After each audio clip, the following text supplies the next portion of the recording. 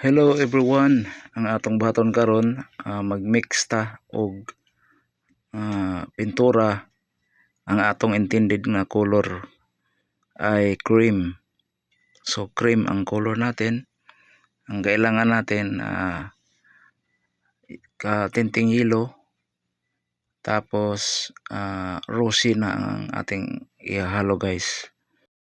So guys, para makuha natin ang tamang kulay na cream, kailangan ihahalo natin ang rosy na at ang high performance yellow na tinting color.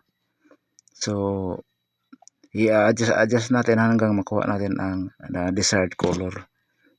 Dito makikita natin medyo kulang pa ang kulay, puti pa, so dagdagan natin ng rosy na. Pagkatapos ng white primer, tirahan natin ang cast. Ayan ang masilya para mawala yung mga small cracks.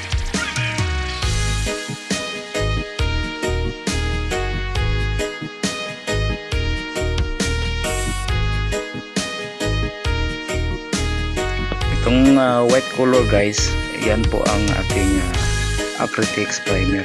Kailangan ng primer guys bago tayo mag-cast. Yung casting, yun ang ibig sabihin magmasilya tayo para matanggal ang mga cracks.